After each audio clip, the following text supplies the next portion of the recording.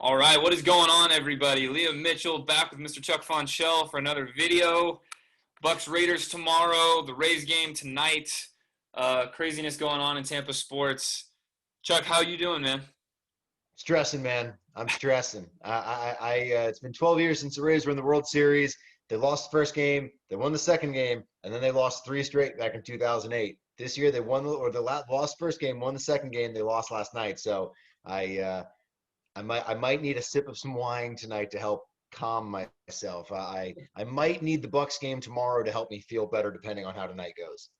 Absolutely, man. So we got to get just right into this. Before the Raiders game, Antonio Brown is now a Tampa Bay Buccaneer on a cheap one-year deal just over the league minimum. I'm shocked.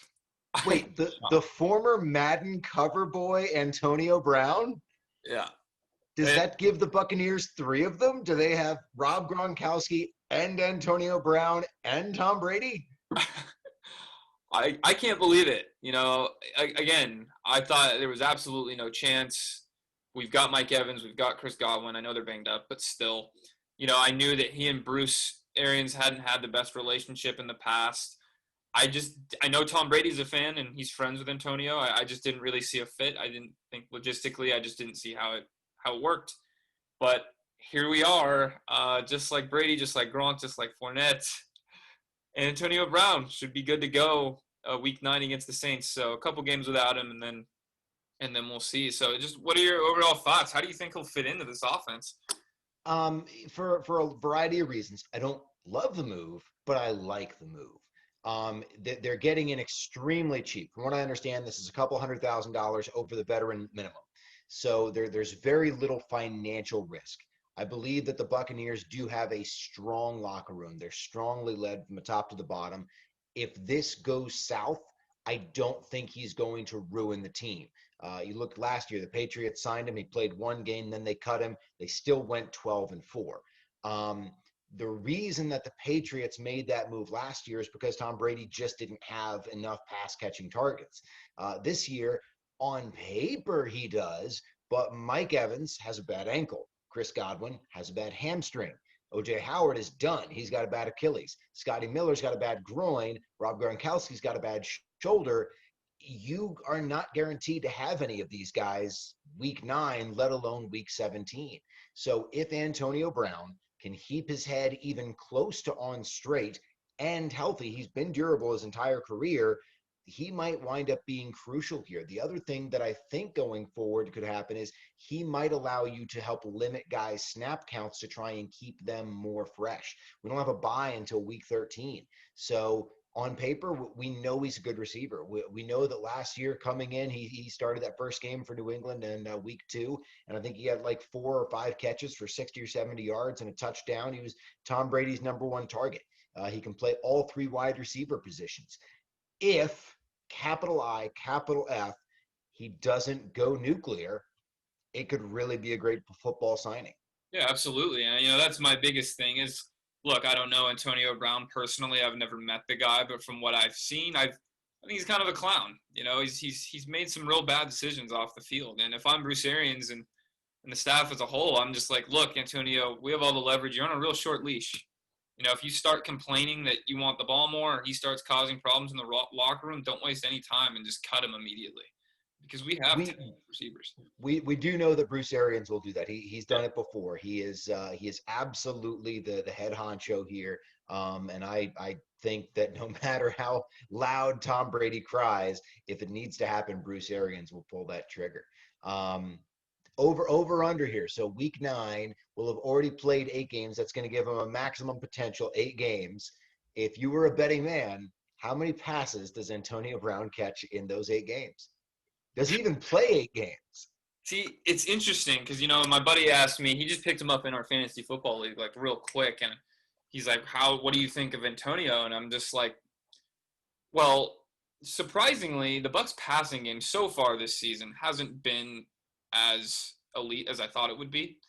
Um, the Bucs having the number 1 defense in the NFL, it makes me think in a lot of these games we'll get up early, play great defense, and then they still want to run the ball. So, like, let's say we hop up early in the first half, and then we just kind of run out the clock in the second half. And then you've also got to add in Mike Evans is still there, Chris Godwin's still there, Gronkowski's still there. Tom is still going to love checking down to the running backs. He's thrown to wide receivers less than almost any other starting quarterback in the NFL. See, I don't know. It's so hard. I mean, but then again, Antonio Brown, talent-wise on the field, you're right. I think it's a great move. I mean, he's still one of the most talented receivers in the NFL. So if I had to choose in an 8-game span, how many catches is he going to have? Maybe 40-something, low 40s to like 45, which I think is pretty fair. That's a lot of balls. That's a lot of balls. That's what she said. A lot of balls. For half a season, that's like 80 to 90 catches for a full season, split it in half. I think he's still going to get his targets, especially if Mike Evans and Chris Godwin can't, start getting more healthy here. We'll see together. It's fun to speculate, and how interesting to be a Buccaneer fan in 2020. I still remember where I was sitting at a local diner and bar for Week 17 last year against the Falcons, and watching Deion Jones return that 30th interception back for 6. We lose the game, and my head hung low. And now here we are. We've signed Tom Brady. We traded for Rob Gronkowski. Our defense is number 1 in the NFL. And to boot, we just signed Antonio Brown. Who'd have thunk it? Here, that's the thing, is I wasn't a big fan of Antonio off the field from what I've seen. But you know what? When you're a Buccaneer, I am rooting for you. Because at the end of the day, I just want to see the Bucs win. People didn't like Keyshawn Johnson. Fans really hated him. But you know what? He helped the Bucs win games. He was the number 1 receiver on a Super Bowl winning team.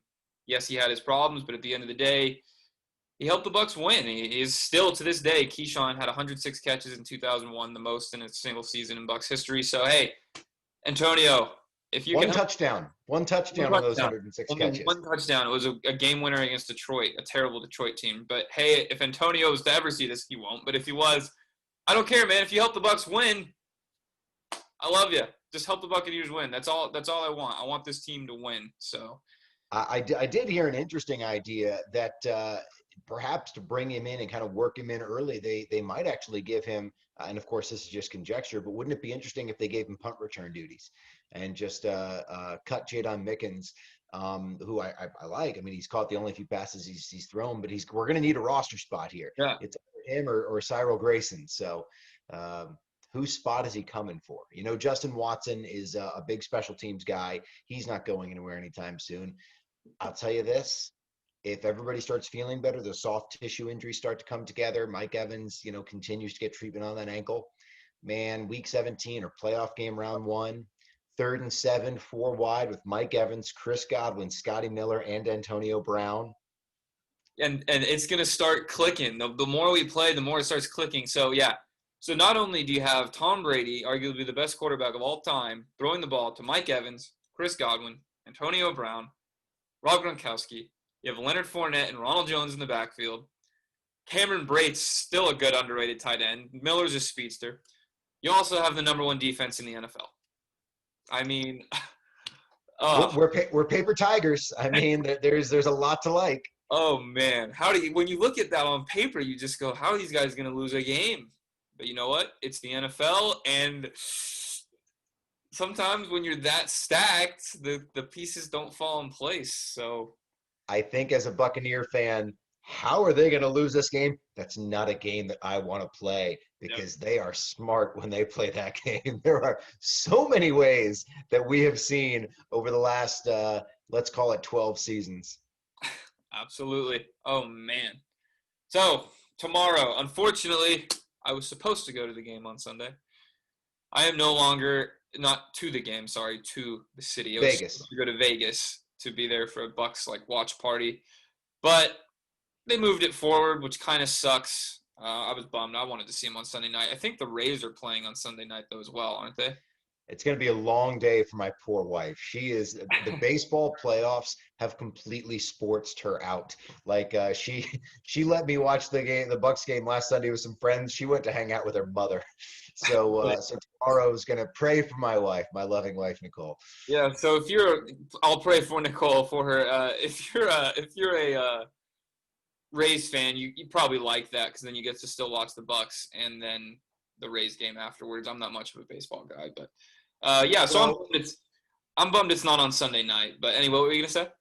Well, no, I was just going to say because I had two screens going on Thursday Night Football when the Bucks played the Bears and the Rays were trying to beat I want to say the New York Yankees, and in that way, it was almost kind of nice because I could just look to whichever screen was making me less upset.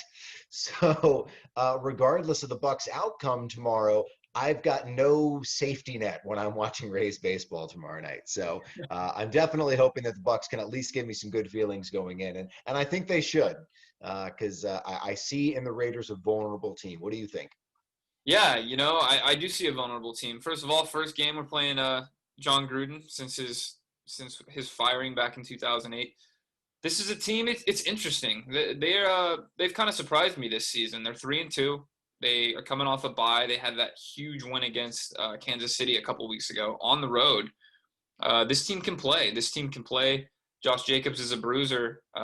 Henry Ruggs finally had a breakout game for him in that Kansas City game, and the guy can fly. They have the sixth offense in the NFL right now per game in terms of yards and points for. So this defense, though, is not great. I think it's in the bottom half of the 20s, 20s, 24th in yards, I think, and 27th in points. So you kind of think, well, the Bucks they should match up pretty well in this game. The Raiders' biggest offensive weapon is Josh Jacobs. We know everybody knows you can't run on the Bucks. You take him out, it's going to be up to Darren Waller and Henry Ruggs. Derek Carr has a 115.9 quarterback rating this year, so he's playing well. I'm not too worried about this one though. I think the Bucks defense, Green Bay had a better offense than the Raiders did, and we shut them down just fine. So I'm pretty confident about this one. What are you thinking? Schematically, their offense kind of favors short crossing type patterns. John Gruden has always run a modified West Coast offense. And you see that in Derek Carr's 73% completion rating. This is a guy that John Gruden really didn't care for at first when he got there, but after 3 seasons, they seem to be working well together. John Gruden, it shouldn't surprise anybody for them to have the sixth overall offense. John Gruden has always been an offensive savant. Even in his first year when they went 4-12, their first prime time game, I want to say it wasn't against Detroit. I forget who it was against, but their first series was beautifully scripted, and they went down and scored a touchdown. John Gruden is as good an X's and O's guy as you'll ever find. That's why he won a Super Bowl with the Bucs. That's why he was one of the better Monday Night Football commentators, and that's why he's again got the Raiders on the edge of contention here. If anyone can find some holes in the Bucs defense, it's Chucky. Now, one thing that you do like is the fact that the Bucs do stack up nicely against the run. Josh Jacobs is a guy. His average isn't strong. I think he's got like 3.6 yards per Yeah. carry this year. But when you watch him play, he earns every bit of it. You start to see that they force feed the football to him a little bit. I think he's got 20 carries a game, which is up there with the league leaders. So he's taking his fair share of stuffs, which hopefully we'll see some more of. You mentioned Darren Waller. He actually leads their team in targets. He's got 34. No, I'm sorry, forgive me. He has got 48 targets, which is nearly twice the second highest targeted player. He's so fast and lean, and he's almost like just a big receiver, Darren Waller. He's got a little bit of OJ Howard to him, only Yeah. he's got 2 working Achilles tendons. So he's the guy that we need to probably pay attention to the most, because if you can take him out of the game, I like the way our secondary matches up with theirs. I'm not going to say that Jamel Dean can keep up with a 4.27 Henry Ruggs III, but he is our fastest corner. I think he's big and physical enough to hopefully slow Ruggs off the line. This is going to be a game where we're just going to need pressures, because if you give Derek Carr time to throw the football deep for the first time, really in a long time, you're starting to see a Derek Carr that's willing to take the downfield shots. That's how they beat the Chiefs. Henry Ruggs, I was looking, he's been targeted 11 times. He's only caught 6 passes. So his completion percentage when targeted is among the lowest there. But when he catches the football, he's averaging 30 yards a reception. Yet that 72-yarder against the Chiefs, take that away, and he's still averaging 21 yards a reception. So he's a bona fide deep threat. Nelson Aguilar, now that he's not a number 1, he's playing a little bit better. I think we're going to see Bryan Edwards for them in this game. Obviously, you've got Hunter Renfrow, who shares a name with a Rays outfielder. He's going to be working the slot. So they've got some weapons, and that's what's held them up through 5 games. They're scoring 30.2 points per game on offense, but on defense, they're giving up 30.4. So they're 3-2 right now. If they can't kind of work that out, they're not going to get well past 500 here. Yep. Yeah, you nailed it perfectly. You know, it's a Gruden staple to run that kind of almost like a West Coast offense, the quick crossing routes. He loves to pound his starting running back. We saw it in Tampa with Cadillac Williams, and then he likes taking those occasional deep shots with a guy like Henry Ruggs, which we used to see in Joey Galloway. So this is going to be it's going to be good, man. I do think the Bucs take this one. That Raiders defense is suspect. I think Tom Brady's going to have a big day in the passing game. And I think this defense is just going to bring it like last week. I think they're just going to build off that performance. So, yeah, man, I'm excited. Hopefully we can get to 5-2. We haven't been 5-2 through 7 games in a decade. So it's time. It's definitely time. And this time, you know, it's not smoke and mirrors. This time we're not leaning on Mike Williams and LeGarrette Blount and Josh Freeman. We actually, this is a team that on paper should be good. And, you know, if they can play half as well as they played against the Green Bay Packers, I think this is a game they win. Tom Brady, I expect to slice and dice that defense. All we need to do really for the most part is just guard against Max Crosby. He leads their team with 4 sacks and 4 tackles for loss. They're going to be without their starting safety, Jonathan Abrams. Yep. They've struggled. I think Damon Arnett, the corner from Ohio State, I don't think he's played terribly well. I don't think he's going to play either. Trent Brown, their starting right tackle, obviously he's going to miss a game due to COVID. Now, I was online just about an hour before we got together here. The other 4 have been reinstated. So Colton Miller, Gabe Jackson, the whole crew, they will be playing the other 4 members of their offensive line. But they were coming off of a bye. They have not practiced together since they beat the Chiefs. Therefore, I really believe that they are going to struggle against the kind of stunts and blitzes that Todd Bowles and that defensive front 7 are going to be bringing. You know, he'll blitz corners, he'll blitz safeties, and I think it's going to be a long day with Derek Carr. He's done well this season so far against the blitz. That was kind of a bugaboo for him early in his career. With that said, I don't think he's faced a front that's going to do the things that the Bucs have done, and I believe if the Bucs offense can play the way you'd expect them to against a poor defense, I think that the Bucs defense can get the stops you need. You know, 3 or 4 stops ought to do it. And I should see this being at the end a comfortable victory for the Bucs.